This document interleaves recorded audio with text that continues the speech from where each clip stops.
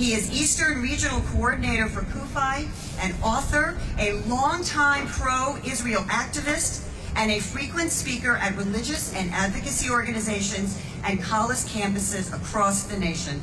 Please join me in welcoming Pastor Stursky.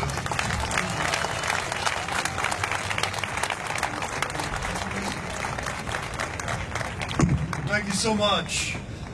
On November 12, 1939, just 2 days after Kristallnacht, and while cities throughout Germany, Austria, Czechoslovakia were still smoldering, more than 100 Nazis were gathered for a meeting on the Jewish question. It was hosted by Hitler's right-hand man, Hermann Göring. 3 decisions were made at the meeting concerning the violence and the destruction committed during the night of Kristall. First of all, the Jews would be held responsible for the pogrom in order to clean up the city and make repairs. Secondly, the massive payments owed by insurance companies to Jewish property owners would not be collected by the Jews, but confiscated by the Nazi state. And lastly, the Jewish communities would be forced to pay a penalty of 1 billion German marks for instigating the unrest of Kristallnacht. And today, we see the exact same wicked and absurd accusations being leveled at the Jewish people. Just 4 days ago, on November 10th, exactly 77 years to the day of Kristallnacht, the European Union announced decisions they had made regarding the Jewish question and the Palestinian pogroms taking place throughout Israel, and the EU has determined that Jews are responsible for the uprising. And the Jewish nation of Israel should be financially penalized for instigating the unrest, as Senator Rubio mentioned, through the EU's forced labeling and, in effect, boycotting of Israeli products from Judea and Samaria. The madness continues.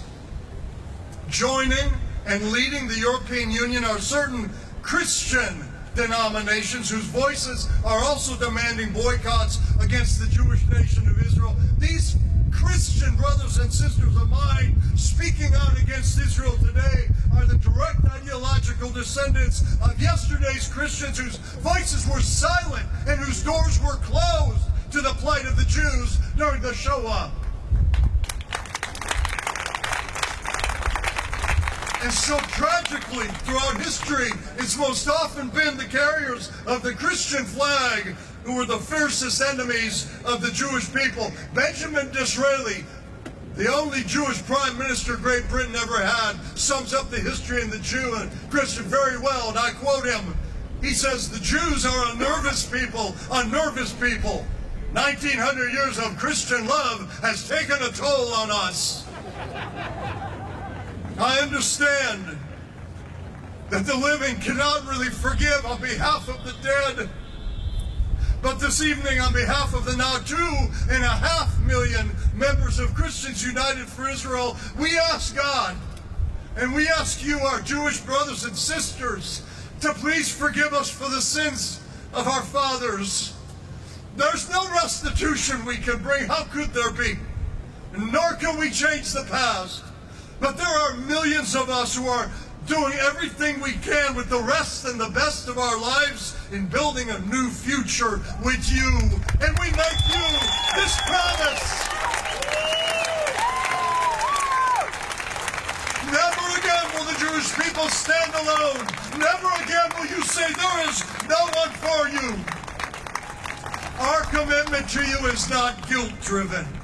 It's not based upon a heretical end-of-days theology, nor is it a hypocritical smokescreen of affection while secretly scheming to turn you all into Christians. Listen to me.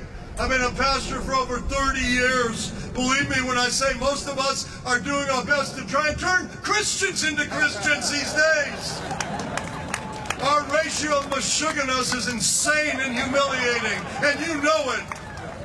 But millions of us are literally working day and night in our homes and in our churches to assure you the next 100 years of support as we teach our children and our children's children that the Jewish people are a light to the Goyim. You are the beloved of God. You are the apple the last 90 days, Christians United for Israel, CUFI, has grown by over 210,000 new members. And through our CUFI on campus chapters, we are now working on over 300 universities, reaching thousands of students across the nation, equipping them to battle BDS, anti-Semitism, and teaching them how to fearlessly advocate for Israel on their campuses and on Capitol Hill. Baruch Hashem, as we say. I end with this. Today's pro-Israel Christians are linked in name only with the anti-Semitic Christians of the past and the present. For we are of the lineage of Ruth, the Moabitess. And on behalf of CUFI, I beseech you today with the words that Ruth spoke to Naomi. Please, don't ask us to leave your side. Don't push us away from standing with you, for wherever you go, we will go, and wherever you stay, we will stay, and your people will be our people, and your God will be our God, and where you die, we will die. We'll be buried together. You are not alone.